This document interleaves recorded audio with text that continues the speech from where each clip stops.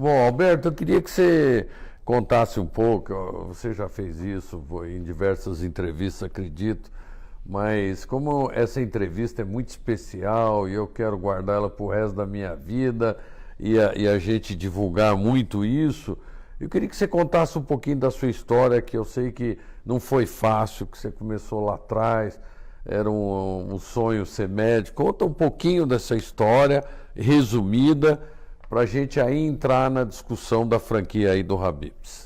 Meus pais eram portugueses, eu nasci em Portugal, eram camponeses, eram pessoas simples, né, que viviam daquilo que produziam, né, produzia o azeite, produzia o queijo de ovelha, né, e eram pessoas muito humildes. E eles tiveram um sonho, então, de vir para o Brasil e dar uma qualidade de vida para os filhos, né? Eu nasci em Portugal, vim para cá com 6 meses de idade com eles.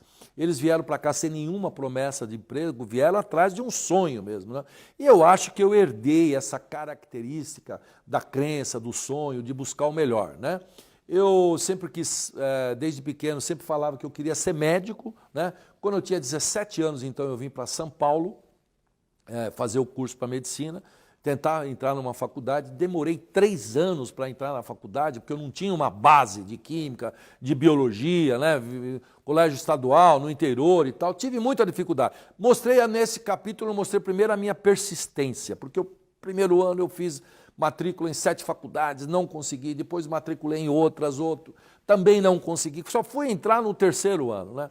Quando eu estava no 1º ano da faculdade de medicina, meu pai então resolveu vir morar em São Paulo, veio do interior de Santo Antônio da Platina, onde eu morei até os 17 anos, e quando chegou aqui ele comprou uma padaria, com 19 dias na padaria, infelizmente teve um assalto e ele faleceu nesse assalto. E esse foi o grande transtorno da minha vida, a grande tragédia da minha vida, porque eu estava no 1º ano da faculdade e tinha uma padaria que era a pior padaria do mundo, né? A padaria era cercada por 5 padarias em volta, não tinha como o cliente chegar na minha padaria sem passar pela padaria do concorrente. E nessa padaria, então, eu tive as maiores dificuldades, estive quase desistindo da padaria. Eu tive um episódio de uma crença, que eu sou muito religioso, né? Um dos meus pilares de sustentação é a fé espiritual, é a fé em Jesus Cristo. Sempre nos momentos de dificuldade eu me apego a isso, né? E eu estava para desistir da padaria, peguei um táxi e falei para o cara, contei a história para o taxista e falei, eu vou largar essa padaria. E o taxista falou, não desista, filho, você vai dar certo, né? E era a mesma frase que meu pai falava quando eu estava para entrar na faculdade de medicina.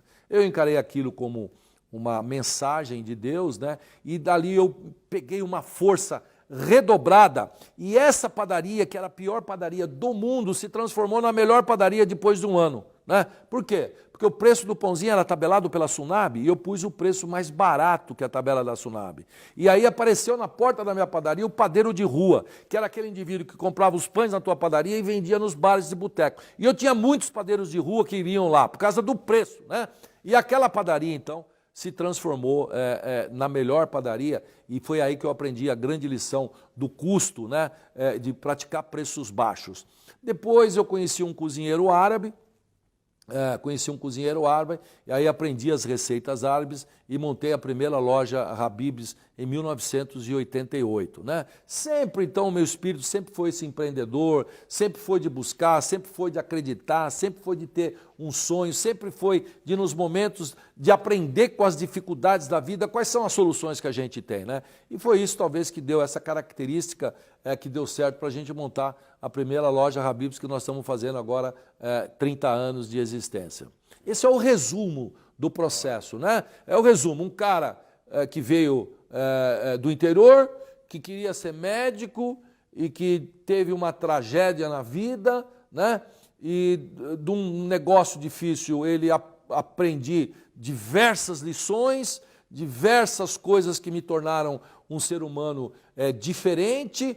Fazia faculdade junto, tirei o meu CRM, 41.693, né? Tirei o CRM e fui à luta dentro daquilo que eu gostava de fazer, que era ser comerciante, né? E aí montei a primeira loja Habib's, que deu certo.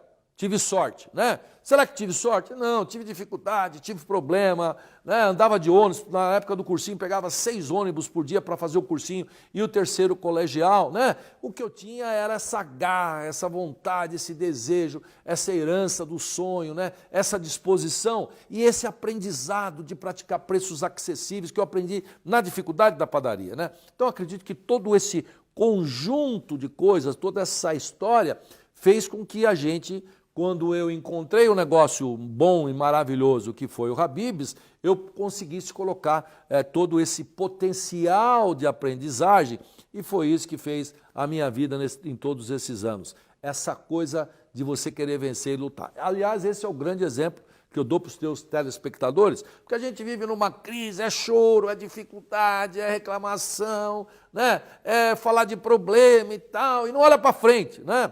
E isso aí a gente, se você tiver um desejo, uma vontade, fizer uma filosofia de vida, tiver alguns preceitos diferenciados, essa coisa fica tudo para trás e dá certo, né? Porque às vezes o cara fala, pô, eu sou pobre, como é que eu vou vencer na vida, né?